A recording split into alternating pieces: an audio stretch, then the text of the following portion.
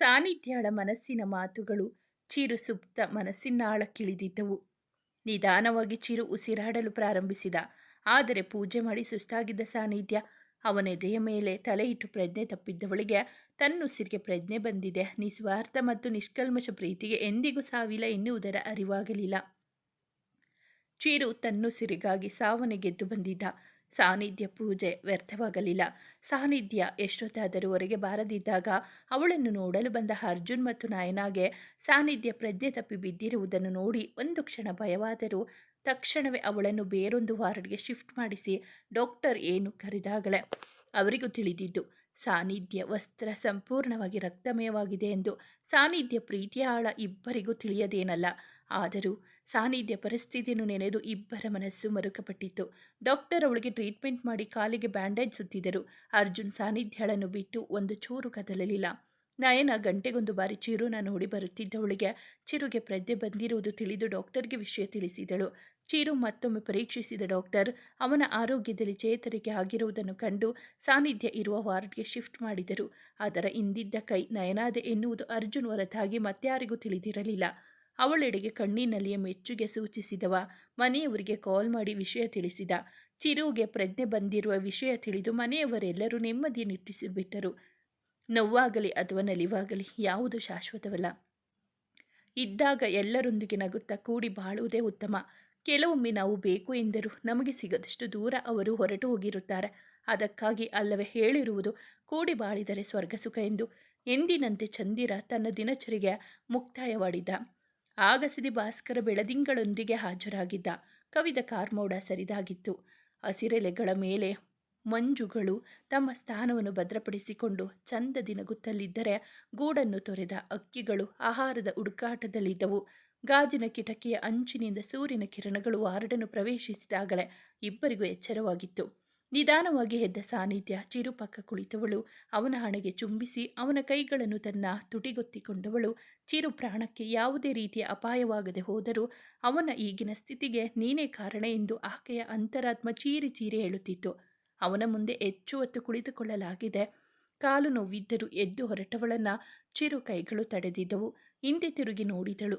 ಚಿರು ಮುಖದಲ್ಲಿ ಮತ್ತದೇ ಮಂದಹಾಸ.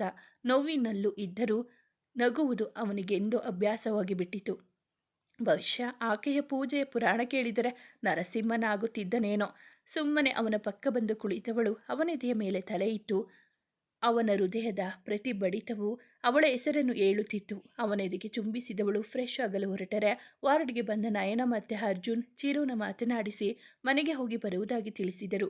ಸಾನ್ನಿಧ್ಯ ಬರುವ ವೇಳೆಗೆ ಅವರಿಬ್ಬರು ಹೋಗಿ ಆಗಿತ್ತು. ಮತ್ತೆ ಚಿರು ಪಕ್ಕ ಬಂದವಳು ಅವನೆದೆಯ ಮೇಲೆ ತಲೆ ಇಟ್ಟು ಮಲಗಿದ್ದಳು. ಸುಸ್ತಿಗೋ ಅಥವಾ ಅವಳುಸಿರಿನ ಒಡೆಯ ಕ್ಷೇಮವಾಗಿದ್ದಾನೆ ಎನ್ನುವ ನೆಮ್ಮದಿಯೋ ಚಂದದ ನಿದ್ದೆ ಅವಳನ್ನಾವರಿಸಿತು. ಅವಳ ತಲೆ ನೆವರಿಸುತ್ತಿದ್ದವನನ್ನು ನಿದ್ರಾದೇವಿ ತನ್ನ ಮಡಿಲಿಗೆ ಎಳೆದುಕೊಂಡಿದ್ದಳು. ಇಲ್ಲಿ ಇವರಿಬ್ಬರೇನು ನೆಮ್ಮದಿಯಿಂದ ನಿದ್ರೆ ಮಾಡುತ್ತಿದ್ದರೆ ಅಲ್ಲಿ ನೆಮ್ಮದಿ ಕಳೆದುಕೊಂಡು ನಿದ್ದೆ ಮರೆತಿದ್ದವ ಮತ್ತೊಂದು ಸಂಚನ್ನು ರೂಪಿಸಿದ.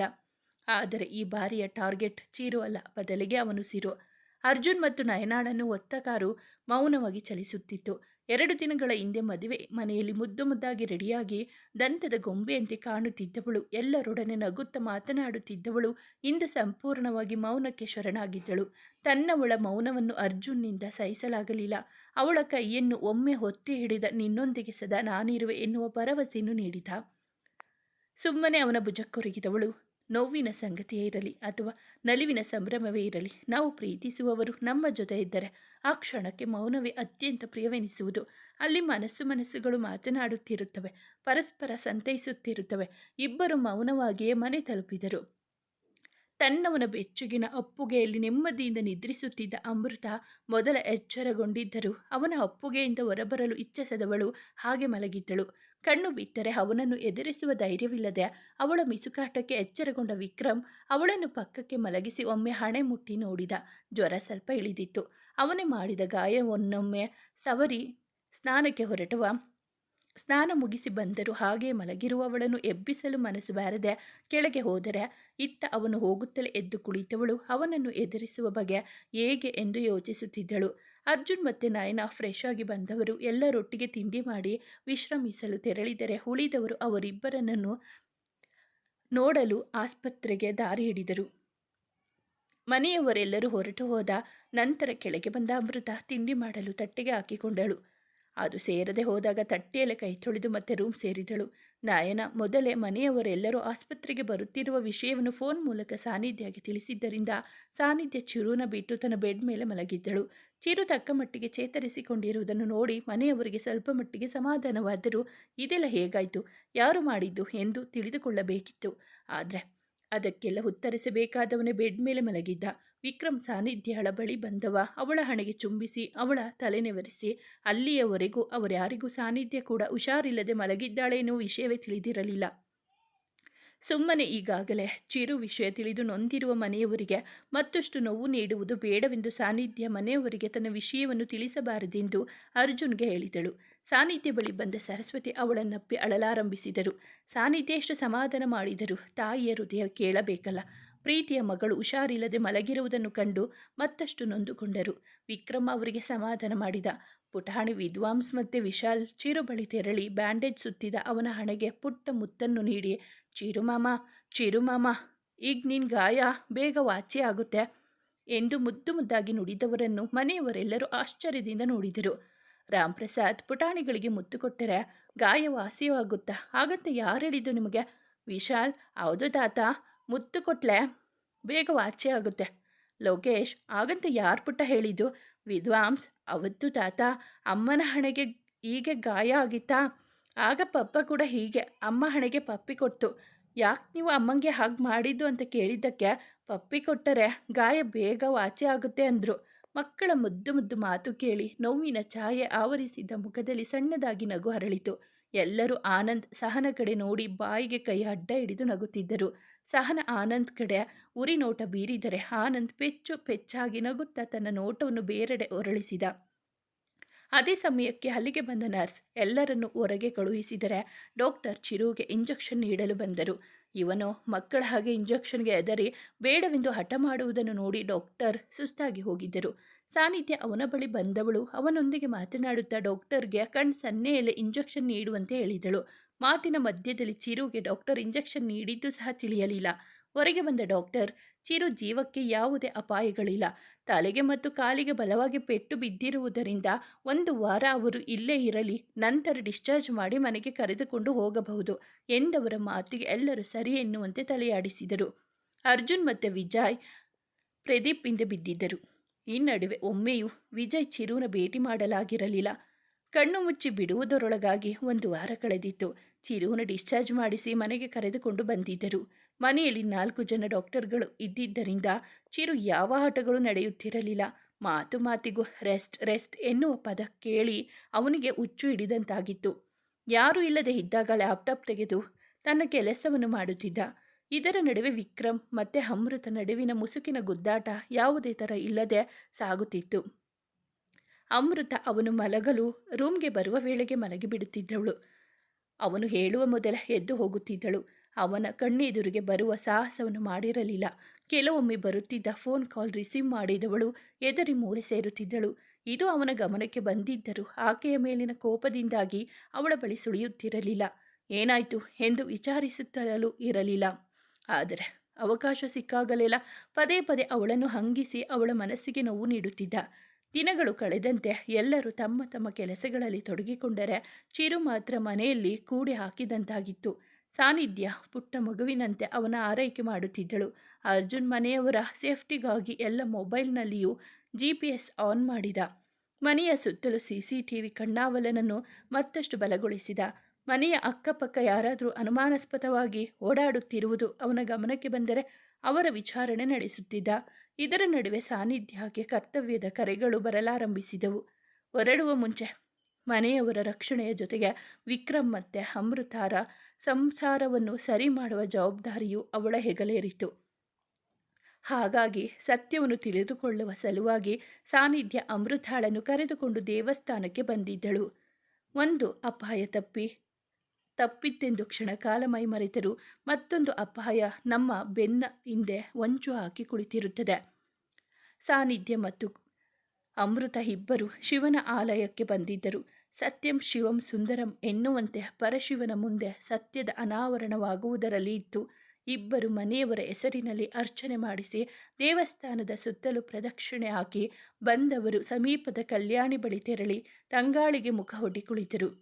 ಇಬ್ಬರಿಗೂ ಹೇಗೆ ಮಾತು ಪ್ರಾರಂಭಿಸಬೇಕೆಂಬುದು ತಿಳಿಯಲಿಲ್ಲ. ಇಬ್ಬರಿಗೂ ಇಬ್ಬರ ಮೌನವನ್ನು ಸಹಿಸುವುದು ಕಷ್ಟವಾಗಿತ್ತು. ಕೊನೆಗೆ ತಾನೇ ಮೌನವನ್ನು ಮುರಿದ ಸಾನ್ನಿಧ್ಯ ಮಾತು ಪ್ರಾರಂಭಿಸಿದಳು. ಅಮೃತ, ನಿಜ ಹೇಳು, ನೀನು ನಿಜವಾಗಲೂ ವಿಕ್ರಮಣ್ಣನನ್ನು ಇಷ್ಟಪಟ್ಟು ಪ್ರೀತಿಸಿ ಮದುವೆಯಾಗಿದ್ದಲ್ವಾ? ಅಣ್ಣ ನಿನ್ನನ್ನು ಪ್ರೀತಿಸುವಷ್ಟೇ ನೀನು ಕೂಡ ಅವನನ್ನು ಪ್ರೀತಿ ಮಾಡ್ತೀಯ ಅಲ್ವಾ? ಅಥವಾ ಸೇಡು ತೀರಿಸಿಕೊಳ್ಳಬೇಕು ಎನ್ನುವ ಒಂದೇ ಒಂದು ಕಾರಣಕ್ಕಾಗಿ ಪ್ರೀತಿಸಿದವರಂತೆ ನಾಟಕವಾಡಿ ಅಣ್ಣನನ್ನು ಮದುವೆಯಾಗಿದ್ದ? ಕಾಮಾನ್ ಅಮೃತ, ಸ್ಪೀಕಪ್. ನೀನು ಹೀಗೆ ಸುಮ್ಮನೆ ಕೂತಿದ್ರೆ ನಾನು ಏನಂತ ಅರ್ಥ ಮಾಡ್ಕೊಳ್ಳಿ ಹೇಳು. ಪ್ಲೀಸ್ ಅಮೃತ, ನನ್ನೆಲ್ಲ ಪ್ರಶ್ನೆಗಳಿಗೆ ಉತ್ತರ ಕೊಡು. ಮಾತಾಡು ಅಮೃತ, ಮಾತಾಡು. ಈ ನಿನ್ನ ಮೌನಾನೇ ಇವತ್ತು ಇಷ್ಟೆಲ್ಲ ಅನಾಹುತಗಳಿಗೆ ಎಡೆ ಮಾಡಿಕೊಟ್ಟಿರೋದು. ಈಗಲೂ ನೀನು ಹೀಗೆ ಮೌನವಾಗಿದ್ದರೆ ಶಾಶ್ವತವಾಗಿ ವಿಕ್ರಮಣ್ಣನನ್ನು ಕಳೆದುಕೊಳ್ಳುತ್ತೀಯಾ ಅಷ್ಟೇ. ಸ್ವಲ್ಪ ಹೊತ್ತು ಸಾನ್ನಿಧ್ಯಳ ಮಾತುಗಳನ್ನು ಕೇಳಿಸಿಕೊಂಡು ಮೌನವಾಗಿದ್ದ ಅಮೃತ ನಂತರ ತನ್ನ ಮಾತನ್ನು ಪ್ರಾರಂಭಿಸಿದಳು.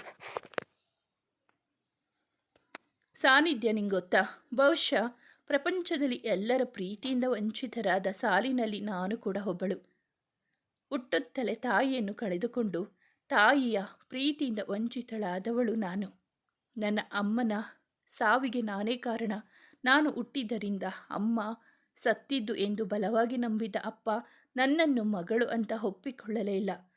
ಅಲ್ಲಿಗೆ ತಾಯಿ ಪ್ರೀತಿಯನ್ನು ಕಳೆದುಕೊಂಡವಳು ತಂದೆ ಪ್ರೀತಿಯಿಂದ ಕೂಡ ವಂಚಿತಳಾದೆ. ಅಪ್ಪ ಚಿಕ್ಕ ಮಗು ಅಂತಾನು ನೋಡದೆ ತುಂಬ ಹಿಂಸೆ ಕೊಡ್ತಿದ್ರಂತೆ. ಆಗಿನ್ನೂ ನಾನು ಪುಟ್ಟ ಪಾಪು ಅಲ್ವಾ, ನನಗೆ ಏನಂದರೆ ಏನು ಗೊತ್ತಾಗ್ತಾ ಇರಲಿಲ್ಲ. ಸುಮ್ಮನೆ ಎಲ್ಲದಕ್ಕೂ ಅಳೋದು ಅಷ್ಟೆ ನಾನು ಮಾಡ್ತಿದ್ದ ಕೆಲಸ. ನನಗೆ ಅಪ್ಪ ಕೊಡ್ತಿದ್ದ ಚಿತ್ರಹಿಂಸೆ ನೋಡೋಕ್ಕಾಗದೆ ನಮ್ಮನೆ ಅಡುಗೆ ಭಟ್ರು ನಮ್ಮ ಅಜ್ಜ ಅಜ್ಜಿಗೆ ಈ ವಿಷಯ ತಿಳಿಸಿದ್ರಂತೆ. ಪಾಪ, ನಮ್ಮ ಅಜ್ಜ ಅಜ್ಜಿ ಮೊದಲೇ ಮಗಳನ್ನು ಕಳೆದುಕೊಂಡು ದುಃಖದಲ್ಲಿ ಇದ್ದವರಿಗೆ ಎಲ್ಲಿ ಇರೋ ಒಬ್ಬಳು ಮೊಮ್ಮಗಳನ್ನು ಕಳೆದುಕೊಂಡು ಬಿಡ್ತೀವೋ ಅನ್ನೋ ಭಯಕ್ಕೆ ಅಪ್ಪ ಮತ್ತು ಅಣ್ಣ ಇಲ್ಲದೆ ಇರೋ ಸಮಯ ನೋಡಿಕೊಂಡು ಬಂದು ನನ್ನ ಅವರ ಮನೆಗೆ ಕರ್ಕೊಂಡು ಹೋಗಿ ಅವರೇ ಸಾಕೋಕೆ ಶುರು ಮಾಡಿದ್ದು. ಬಹುಶಃ ಆಗಿನ್ನೂ ನನಗೆ 3 ವರ್ಷ ಇರಬೇಕಷ್ಟೆ. ಹುಟ್ಟಿದಾಗಿನಿಂದ ಅವರ ಮುಖ ನೋಡದೆ ಬೆಳೆದ ನಾನು ಅವರ ಹತ್ತಿರ ಹೋಗದೆ ಅಪ್ಪ ಬೇಕು ಅಣ್ಣ ಬೇಕು ಅಂತ ಹಠ ಮಾಡುತ್ತಿದ್ದಂತೆ. ಹಾಗೆಲ್ಲ ಅಜ್ಜನನ್ನ ಹೊರಗೆ ಕರ್ಕೊಂಡು ಹೋಗಿ ಸಮಾಧಾನ ಮಾಡಿ ಚಾಕ್ಲೇಟ್ ಕೊಡಿಸಿ ವಾಪಸ್ ಕರ್ಕೊಂಡು ಬರ್ತಿದ್ರಂತೆ. ಇದನ್ನೆಲ್ಲ ನಾನು ಸ್ವಲ್ಪ ಬೆಳೆದು ದೊಡ್ಡವಳಾದ ನಂತರ ನನಗೆ ನಮ್ಮ ಅಜ್ಜ ಅಜ್ಜಿ ಹೇಳಿದ್ರು. ಆದರೆ ಅಪ್ಪನಿಗೆ ಮಾತ್ರ ನನ್ನ ನೆನಪೇ ಇರಲಿಲ್ಲ ಗೊತ್ತಾ. ಬಹುಶಃ ನಾನು ಅಲ್ಲಿಂದ ಹೋಗಿದ್ದೆ ಅಂತೂ ಅನಿಷ್ಟ ಮನೆ ಬಿಟ್ಟು ಹೋಯ್ತಲ್ಲ ಅಂತ ಖುಷಿಪಟ್ಟಿರಬೇಕು. ನಿಂಗೆ ಗೊತ್ತಾ ಸಾನ್ನಿಧ್ಯ, ನಾನು ಅಪ್ಪ ಮನೆಯಲ್ಲಿ ಇದ್ದಷ್ಟು ದಿನ ಸ್ವಲ್ಪ ಮಟ್ಟಿಗಾದರೂ ಖುಷಿಯಾಗಿದ್ದೆ ಅಂದರೆ ಅದಕ್ಕೆ ಕಾರಣ ನನ್ನ ಅಣ್ಣ.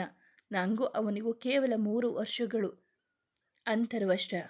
ಆದರೂ ನನ್ನ ಇಷ್ಟೊಂದು ಕೇರ್ ಮಾಡ್ತಿದ್ದ ಗೊತ್ತಾ. ನಾನು ಅಂದರೆ ಜೀವನ ನನ್ನನಿಗೆ. ಅಪ್ಪ ಎಷ್ಟೊಂದು ಸಲ ಅವನಿಗೆ ಬೈದಿದ್ದೂ ಇದೆ ನನ್ನ ಜೊತೆ ಸೇರಬೇಡ ಅಂತ. ಆದರೆ ಅಣ್ಣ ಅವರ ಮಾತಿಗೆ ತಲೆ ಕೆಡಿಸಿಕೊಳ್ತಿರಲಿಲ್ಲ. ರಾತ್ರಿ ಆಯಿತು ಅಂದರೆ ಸಾಕು ಅಪ್ಪನ ಕಣ್ಣು ತಪ್ಪಿಸಿ ನನ್ನ ರೂಮಿಗೆ ಬಂದು ನನ್ನ ಅವನ ಮಡಿಲಿನಲ್ಲಿ ಮಲಗಿಸಿಕೊಂಡು ಬಾಯಿಗೆ ಬಂದಿದ್ದ ಹಾಡು ಹೇಳಿ ಅದೇ ಜೋಗುಳ ಅಂತಿದ್ದ. ನನ್ನ ಅಜ್ಜ ಅಜ್ಜಿ ಕರ್ಕೊಂಡು ಹೋದ ಮೇಲೆ ನಾನು ಮನೆಯಲ್ಲಿ ಕಾಣುತ್ತಿಲ್ಲ ಅನ್ನೋ ವಿಷಯ ತಿಳಿದವ ಊಟ ತಿಂಡಿ ಮಾಡದೆ ನನ್ನ ತಂಗಿ ಬೇಕು ಅಂತ ಒಂದೇ ಸಮ ಅಳ್ತಿದ್ನಂತೆ. ಆದರೆ ಅಪ್ಪ ಮಾತ್ರ ನನ್ನನ್ನು ಹುಡುಕುವ ಪ್ರಯತ್ನ ಕೂಡ ಮಾಡಿರಲಿಲ್ಲ. ಅಣ್ಣ ಊಟ ತಿಂಡಿ ನಿದ್ದೆ ಬಿಟ್ಟು ಒಂದೇ ಸಮನೆ ಅಳುತ್ತಾ ಇದ್ದಿದ್ದರಿಂದ ಹುಷಾರಿಲ್ಲದೆ ಆಸ್ಪತ್ರೆಗೆ ಸೇರಿದ್ದ. ಆಗ ಅವನ ಪರಿಸ್ಥಿತಿ ನೋಡೋಕ್ಕಾಗದ ಭಟ್ರು ಹೇಳಿದ್ದರಂತೆ, ನಿನ್ನ ತಂಗಿನ ನಿಮ್ಮ ಅಜ್ಜ ಅಜ್ಜಿ ಬಂದು ಕರ್ಕೊಂಡು ಹೋದ್ರು ಅಂತ. ವಿಷಯ ತಿಳಿದ ನಮ್ಮ ಅಣ್ಣ ನಾನು ಈಗಲೇ ನನ್ನ ತಂಗಿನ ನೋಡಬೇಕು ಅಂತ ಹಠಕ್ಕೆ ಬಿದ್ದವ. ಆ ಸರಿ ರಾತ್ರಿಯಲ್ಲಿ ನಮ್ಮನೆಗೆ ಬಂದಿದ್ದ ಭಟ್ರು ಜೊತೆ. ಅಜ್ಜ ಅಜ್ಜಿಗೂ ಅಣ್ಣನ ಬಗ್ಗೆ ಗೊತ್ತಿದ್ದರಿಂದ ಅವನಿಗೆ ಸಮಾಧಾನ ಮಾಡಿ ಮತ್ತೆ ಅವನನ್ನು ಆಸ್ಪತ್ರೆಗೆ ಅಡ್ಮಿಟ್ ಮಾಡಿ ಬಂದಿದ್ದರು. ಅದಾಗಿ ಸ್ವಲ್ಪ ದಿನಕ್ಕೆ ಅಣ್ಣ ಪೂರ್ತಿಯಾಗಿ ಹುಷಾರಾಗಿದ್ದ. ಪ್ರತಿದಿನ ಅಪ್ಪ ಎಷ್ಟು ಬೇಡ ಅಂದರೂ ಕೇಳದೆ ನನ್ನ ನೋಡೋಕೆ ಹಳ್ಳಿಗೆ ಬರ್ತಾ ಇದ್ದ. ಅಪ್ಪನಿಗೆ ಅಣ್ಣನ ಹಠದ ಪರಿಚಯ ಇದ್ದಿದ್ದರಿಂದ ಅವರು ಕೂಡ ಏನಾದರೂ ಮಾಡ್ಕೊಳ್ಳಿ ಅಂತ ಸುಮ್ಮನಾಗಿ ಬಿಟ್ಟರು. ಅಜ್ಜ ಅಜ್ಜಿ ಪ್ರೀತಿ ಜೊತೆಗೆ ನನ್ನ ಅಣ್ಣನ ಪ್ರೀತಿ ಕೂಡ ನನಗೆ ಸಿಕ್ತು ಅನ್ನೋ ಖುಷಿ ಇತ್ತು. ಆದರೆ ಹೆಚ್ಚು ದಿನ ಆ ಪ್ರೀತಿ ಆ ಖುಷಿ ನನ್ನ ಜೊತೆ ಇರಲಿಲ್ಲ. ಅಪ್ಪ ಬೇಕು ಅಂತಾನೆ ಅಣ್ಣನನ್ನು ಬೋರ್ಡಿಂಗ್ ಸ್ಕೂಲ್ಗೆ ಹಾಕ್ಬಿಟ್ರು. ಅಣ್ಣ ಎಷ್ಟು ಹೇಳಿದ್ರು ಕೇಳಲಿಲ್ಲ. ಡಿಗ್ರಿಯವರೆಗೂ ಅಣ್ಣ ಓದಿದ್ದು ಪೂನಾದಲ್ಲಿ. ನಿಂಗೆ ಗೊತ್ತಾ ಸಾನಿಧ್ಯ, ಸ್ಕೂಲಲ್ಲಿ ನಮಗೆ ಪ್ರತಿ ತಿಂಗಳು ಮಕ್ಕಳ ಪ್ರೋಗ್ರೆಸ್ ಬಗ್ಗೆ ಮನೆಯವರಿಗೆ ತಿಳಿಸಬೇಕು ಅಂತ ಪೇರೆಂಟ್ಸ್ ಮೀಟಿಂಗ್ ನಡೆಸೋರು. ಎಲ್ಲ ಸ್ಟೂಡೆಂಟ್ಸ್ ಅವರವರ ಅಪ್ಪ ಅಮ್ಮನ ಜೊತೆ ಬಂದರೆ ನಾನು ಮಾತ್ರ ಅಜ್ಜ ಅಜ್ಜಿ ಜೊತೆ ಹೋಗ್ತಿದ್ದೆ. ಸ್ಕೂಲಲ್ಲಿ ಏನಾದರೂ ಫಂಕ್ಷನ್ಸ್ ಇದ್ದಾಗಲೂ ಅಷ್ಟೇ ಅಜ್ಜ ಅಜ್ಜಿನೇ ನನ್ನ ಜೊತೆ ಬರ್ತಾ ಇದ್ದಿದ್ದು.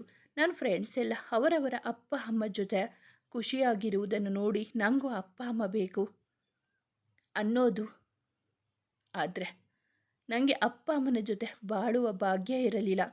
ಅಮ್ಮ ನಾನು ಹುಟ್ಟಿದ ತಕ್ಷಣ ನನ್ನನ್ನು ತಾಯಿ ಇಲ್ಲದ ತಬ್ಬಲಿಯಾಗಿ ಮಾಡಿ ಹೋದರೆ ಅಪ್ಪ ಭೂಮಿ ಮೇಲೆ ಇದ್ದರೂ ನನ್ನ ಪಾಲಿಗೆ ಇರಲಿಲ್ಲ. ಪ್ರತಿದಿನ ಅಜ್ಜ ನನ್ನ ಪಾರ್ಕಿಗೆ ಕರ್ಕೊಂಡು ಹೋಗೋರು. ಅಲ್ಲೂ ಅಷ್ಟೇ ಎಲ್ಲ ಮಕ್ಕಳು ಅವರವರ ತಂದೆ ತಾಯಿ ಕೈ ಹಿಡ್ಕೊಂಡು ಅವರ ಜೊತೆ ಆಟ ಆಡ್ತಾ ಖುಷಿಯಾಗಿ ಕಾಲ ಕಳೀತಾ ಇದ್ದರು. ಹಾಗೆಲ್ಲ ನನಗೆ ತುಂಬ ಅಂದರೆ ತುಂಬ ಅಳು ಬರ್ತಿತ್ತು. ನಾನು ಹತ್ತಿರ ಅಜ್ಜ ಅಜ್ಜಿ ಕೂಡ ಬೇಜಾರಾಗ್ತಾರೆ ಅಂತ ಬಂದ ಕಣ್ಣೀರು ಭೂಮಿ ಸೇರುವ ಮೊದಲೇ ಅದನ್ನು ತೊಡೆದು ಬಾರದ ನಗುವನ್ನು ಮುಖದ ಮೇಲೆ ತರಿಸಿಕೊಂಡು ಖುಷಿಯಾಗಿ ಇರೋ ಥರ ನಟನೆ ಮಾಡ್ತಿದ್ದೆ. ಈಗಲೂ ಅಷ್ಟೇ ಅಕಸ್ಮಾತ್ ನಾನೇನಾದರೂ ಬಿದ್ದು ಪೆಟ್ಟು ಮಾಡಿಕೊಂಡಾಗ ಅಮ್ಮ ಅಂದರೆ ಅಜ್ಜಿ ಬರೋರು, ಅಪ್ಪ ಅಂದರೆ ಅಜ್ಜ ಬರ್ತಿದ್ರು. ಅವರಿಬ್ಬರು ನನ್ನ ಎಷ್ಟೇ ಪ್ರೀತಿ ಮಾಡ್ತಾ ಇದ್ದರೂ ಸಹ ನನ್ನ ಮನಸ್ಸು ಅಪ್ಪನ ಹಿಡಿ ಪ್ರೀತಿಗಾಗಿ ಹಂಬಲಿಸುತ್ತಿತ್ತು. ಪ್ರೈಮರಿ ಸ್ಕೂಲ್ನಿಂದ ಹಿಡಿದು PUCವರೆಗೂ ಹೇಳಿಕೊಳ್ಳೋ ಅಂತ ಯಾವ ಫ್ರೆಂಡ್ಸ್ಗಳು ನನಗಿರಲಿಲ್ಲ. ಒಂಟಿಯಾಗಿ ಹೋಗಿದ್ದೆ, ಒಂಟಿಯಾಗಿ ಬರ್ತಿದ್ದೆ. ಯಾರು ಕೂಡ ನನ್ನ ಜೊತೆ ಮಾತಾಡೋಕೆ ಇಷ್ಟಪಡ್ತಾ ಇರಲಿಲ್ಲ. ಆಗಿದ್ದು ಯಾರಾದರೂ ನನ್ನ ಮಾತಾಡಿಸೋಕೆ ಅಂತ ಬಂದರೆ ಸಾಕು, ಬೇಕು ಅಂತಾನೆ ಅಪ್ಪ ಅಮ್ಮನ ಬಗ್ಗೆ ಕೇಳಿ ನೋವು ಕೊಡ್ತಿದ್ರು. ಹಾಗಾಗಿ ನಾನು ಯಾರ ಜೊತೆ ಕೂಡ ಮಾತಾಡ್ತಾ ಇರಲಿಲ್ಲ. ನನ್ನ ಲೈಫ್ ಒಂಥರ ಗುರಿ ಇಲ್ಲದ ತೀರದ ಥರ. ಅದರ ಪಾಡಿಗೆ ಅದು ಸಾಕ್ತಾ ಇತ್ತು. ನಿತ್ಯಾಮೃತ ಎನ್ನುವ ಹೆಸರಿಟ್ಟುಕೊಂಡ ನನ್ನ ಬದುಕಿನಲ್ಲಿ ನಿತ್ಯವೂ ಕೂಡ ಅವಮಾನಗಳೇ. ಆದರೆ ಡಿಗ್ರಿ ಬಂದ ಮೇಲೆ ನನ್ನ ಬದುಕೆ ಬದಲಾಯಿತು. ಡಿಗ್ರಿಯಲ್ಲಿ ನನಗೆ ಮೊದಲು ಪರಿಚಯ ಆಗಿದ್ದ ವಿಕ್ರಮ್, ಕಳೆದುಕೊಂಡ ಅಪ್ಪ ಅಮ್ಮನ ಪ್ರೀತಿಯನ್ನು ಕೊಟ್ಟಿದ್ದು ಕೂಡ ನನ್ನ ವಿಕ್ರಮ್. ಕಾಲೇಜ್ ಫಸ್ಟ್ ಡೇ ಹೋಗೋದು ಸ್ವಲ್ಪ ತಡವಾಗಿತ್ತು. ಅವಸರದಲ್ಲಿ ಕ್ಲಾಸ್ ರೂಮಿಗೆ ಬಂದೆ. ರೂಮ್ ಪೂರ್ತಿ ಸ್ಟೂಡೆಂಟ್ಗಳಿಂದ ತುಂಬಿ ಹೋಗಿತ್ತು. ನಂಗೆ ಕೂರೋಕೆ ಎಲ್ಲೂ ಜಾಗವಿರಲಿಲ್ಲ. ಹುಡುಗಿರ ಕಡೆ ನೋಡಿದೆ. ಎಲ್ಲರೂ ಅವರವರ ಫ್ರೆಂಡ್ಸ್ ಜೊತೆ ಮಾತಾಡೋದ್ರಲ್ಲೇ ಮುಳುಗಿ ಹೋಗಿದ್ರು. ನನಗೋ ಅದು ಹೊಸ ಜಾಗ ಬೇರೆ. ಯಾರ ಪರಿಚಯವೂ ಇರಲಿಲ್ಲ. ಎಲ್ಲರನ್ನು ನೋಡುತ್ತಾ ಸುಮ್ಮನೆ ಹಾಗೆ ನಿಂತಿದ್ದೆ. ನನ್ನ ಅವಸ್ಥೆ ನೋಡೋಕ್ಕಾಗದ ವಿಕ್ರಮ್ ಅವನ ಪಕ್ಕ ಕೂರೋಕೆ ಜಾಗ ಮಾಡಿಕೊಟ್ಟ. ಮೊದಲು ಒಬ್ಬ ಹುಡುಗನ ಪಕ್ಕ ಹೇಗಪ್ಪ ಕೂರೋದು ಅಂತ ಕಸಿವಿಸಿ ಶುರುವಾಗಿತ್ತು. ಆದರೆ ಅವನ ಪಕ್ಕ ಕೂರದೆ ಬೇರೆ ದಾರಿ ಇರಲಿಲ್ಲ. ನಂತರ ವಿಕ್ರಮ್ ಕೇವಲ ಅವನ ಪಕ್ಕದಲ್ಲಿ ಮಾತ್ರ ಅಲ್ಲ, ಅವನ ಮನಸ್ಸಿನಲ್ಲಿಯೂ ಜಾಗ ಮಾಡಿಕೊಟ್ಟಿದ್ದಾನೆ ಅನ್ನೋದು ನನಗೆ ಸ್ವಲ್ಪ ಲೇಟಾಗಿ ಗೊತ್ತಾಯಿತು.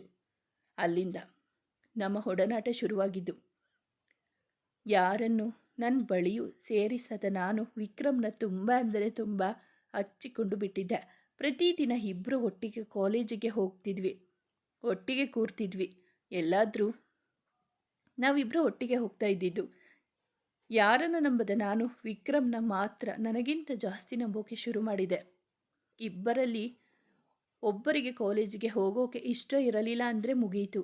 ಅವತ್ತು ಇಡೀ ದಿನ ಕಾಲೇಜ್ ಬಂಕ್ ಮಾಡಿ ಎಲ್ಲಿಗೆ ಹೋಗಬೇಕು ಅನಿಸುತ್ತೆ ಅಲ್ಲಿಗೆ ಲಾಂಗ್ ಡ್ರೈವ್ ಹೋಗ್ತಿದ್ವಿ. ಕಾಲೇಜ್ನಲ್ಲಿ ಎಲ್ಲರೂ ನಮ್ಮ ಬಗ್ಗೆ ನಮ್ಮ ಬೆನ್ನಿಂದ ಏನೇನೋ ಮಾತಾಡೋರು. ಆದರೆ ನಾವಿಬ್ಬರು ಮಾತ್ರ ಅದಕ್ಕೆ ಕ್ಯಾರೆ ಅಂತಿರಲಿಲ್ಲ. ನಮ್ಮ ಪಾಡಿಗೆ ನಾವು ಫ್ರೀ ಬರ್ಡ್ಸ್ ಥರ ಹಾರಾಡ್ತಿದ್ವಿ. ನಂಗೆ ಸ್ವಲ್ಪ ನೋವಾದರೂ ಅವನ ಕಣ್ಣಿನಲ್ಲಿ ನೀರು ಬರ್ತಿತ್ತು. ನನ್ನ ಪ್ರತಿದಿನ ಮುಂಜಾವು, ದಿನದ ಅಂತ್ಯದ ಮುಸ್ಸಂಜೆ ಎಲ್ಲವೂ ಅವನೇ ಆಗಿದ್ದ.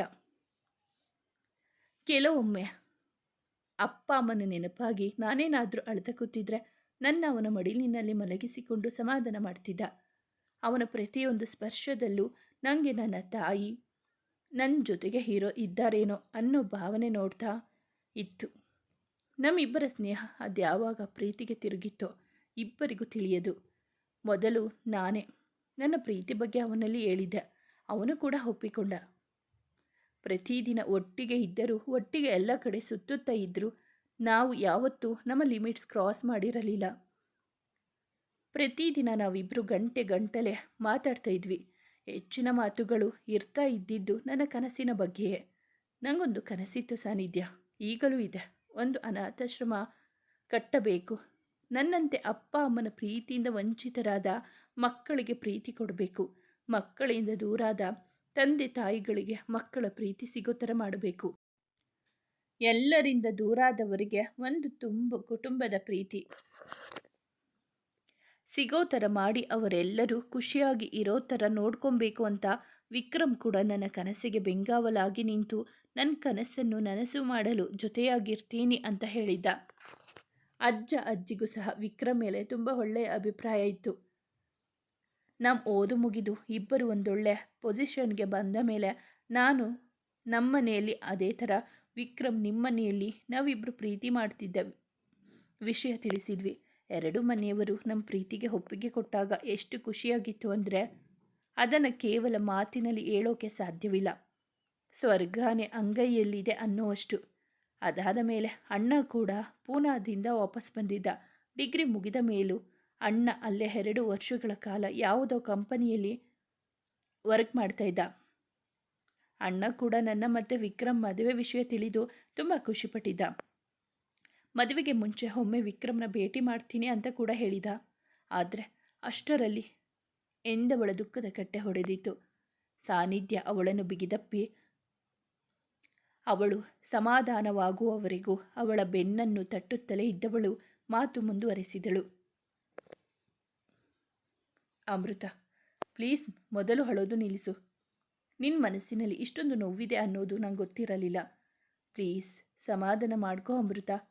ಆದರೆ ಅಮೃತ, ಒಂದು ಮಾತು ಹೇಳು. ವಿಕ್ರಮ್ ಅಣ್ಣನನ್ನು ಇಷ್ಟೊಂದು ಪ್ರೀತಿಸುವ ನೀನು, ನಮ್ಮನೆಯವರ ಮೇಲೆ ಇಷ್ಟೊಂದು ಕೋಪ, ನಾವು ನಿಮ್ಮನೆಯವರಿಗೆ ಏನು ಮಾಡಿದ್ದೀವಿ ಅಂತ ನೀನು ನಮ್ಮನೆಯವರ ಪ್ರಾಣ ತೆಗೆಯೋಕೆ ಹೊರಟಿದ್ದೆ.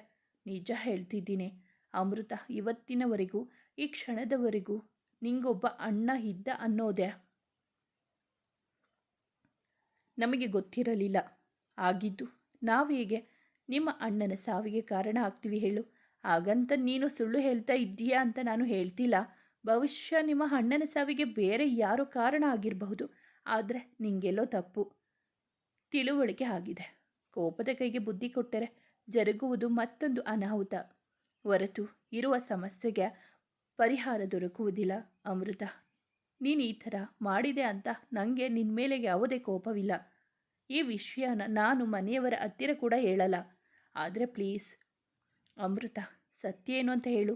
ಸತ್ಯ ತಿಳಿಯದೆ ಹೊರತು ನೀನು ತಪ್ಪು ಕಲ್ಪನೆ ದೂರ ಆಗಲ್ಲ. ನಂಗೆ ಗೊತ್ತಿದೆ ಅಮೃತ, ಇದೇ ವಿಷಯದ ಸಲುವಾಗಿ ನಿನ್ನ ಮತ್ತು ವಿಕ್ರಮಣ್ಣನ ನಡುವೆ ಏನು ಸರಿಯಿಲ್ಲ ಅಂತ. ಈಗಷ್ಟೇ ಮದುವೆಯಾಗಿರುವ ನೀವುಗಳು ಎಲ್ಲರಂತೆ ಸಂತೋಷವಾಗಿ ಕಾಲ ಕಳೆಯುವ ಬದಲು ಒಟ್ಟಿಗೆ ಇದ್ದರು ನಾನೊಂದು ತೀರ ನೀನೊಂದು ತೀರ ಅನ್ನೋ ಹಾಗೆ ಜೀವನ ನಡೆಸ್ತಾ ಇದ್ದೀರಾ. ನಾನು ನಿಮಗೆ ಪ್ರಾಮಿಸ್ ಮಾಡ್ತೀನಿ ಅಮೃತ, ನಿಮ್ಮಿಬ್ಬರ ನಡುವಿನ ಅಂತರವನ್ನು ಕಡಿಮೆ ಮಾಡಿ, ನಿಮ್ಮಿಬ್ಬರ ನಡುವೆ ಇರುವ ಭಿನ್ನಾಭಿಪ್ರಾಯಗಳನ್ನು ದೂರ ಮಾಡಿ, ನಿಮ್ಮಿಬ್ಬರ ಸಂಸಾರವನ್ನು ಸರಿ ಮಾಡುವ ಜವಾಬ್ದಾರಿ ನನ್ನದು. ಆದರೆ ಪ್ಲೀಸ್ ಅಮೃತ, ನಿಮ್ಮ ಮನಸ್ಸಿನಲ್ಲಿ ಏನಿದೆ? ನಿನ್ನ ಅಣ್ಣನ ಸಾವಿಗೆ ನಾವು ಹೇಗೆ ಕಾರಣವಾದ್ವಿ ಅನ್ನೋದನ್ನು ಹೇಳು ಅಮೃತ. ಪ್ಲೀಸ್ ಮಾತಾಡು ಅಮೃತ. ಯಾಕಿಷ್ಟು ದ್ವೇಷ ನಿಮಗೆ ನಮ್ಮನೆಯವರ ಮೇಲೆ? ಯಾಕಂದರೆ ನನ್ನ ಅಣ್ಣನ ಸಾವಿಗೆ ಬೇರೆ ಯಾರೂ ಅಲ್ಲ, ಚಿರುನೇ ಕಾರಣ. ಕೆಲವೊಮ್ಮೆ ಸತ್ಯ ಕಹಿಯಾದರೂ ಅದನ್ನು ಒಪ್ಪಿಕೊಳ್ಳದೆ ಹೊರತು ನಮ್ಮ ಮುಂದೆ ಬೇರೆ ಯಾವ ಆಯ್ಕೆಗಳು ಇರುವುದಿಲ್ಲ. ನೋವಾದರೂ ನಂಬಲಾಗದಿದ್ದರೂ ಸತ್ಯ ಸತ್ಯವೇ ಅಲ್ಲವೇ? ಒಂದೊಂದೇ ಸತ್ಯಗಳು ಹೊರಬರಲು ಅವಣಿಸುತ್ತಿದ್ದವು. ಒಂದು ಸತ್ಯ ಮತ್ತೊಂದು ಅನಾಹುತಕ್ಕೆ ಅಡಿಪಾಯ ಆಗೋದರಲ್ಲಿತ್ತು. ಮುಂದುವರೆಯುವುದು. ಸ್ನೇಹಿತರೆ, ಈ ಕಥೆ ನಿಮಗೆ ಇಷ್ಟವಾಗಿದ್ದರೆ ದಯವಿಟ್ಟು ಒಂದು ಲೈಕ್ ಮಾಡಿ, ನಮ್ಮ ಚಾನಲನ್ನು ಸಬ್ಸ್ಕ್ರೈಬ್ ಆಗಿ, ಪಕ್ಕದಲ್ಲಿರುವ ಬೆಲ್ ಬಟನ್ ಕ್ಲಿಕ್ ಮಾಡಿ, ನಿಮ್ಮ ಫ್ರೆಂಡ್ಸ್ ಆ್ಯಂಡ್ ಫ್ಯಾಮಿಲಿಗೆ ಕಥೆಯನ್ನು ಶೇರ್ ಮಾಡಿ, ನಿಮ್ಮ ಅನಿಸಿಕೆ ಅಭಿಪ್ರಾಯವನ್ನು ಕಾಮೆಂಟಲ್ಲಿ ತಿಳಿಸಿ. ಕಥೆಯನ್ನು ಕೇಳಿದ್ದಕ್ಕಾಗಿ ಧನ್ಯವಾದಗಳು.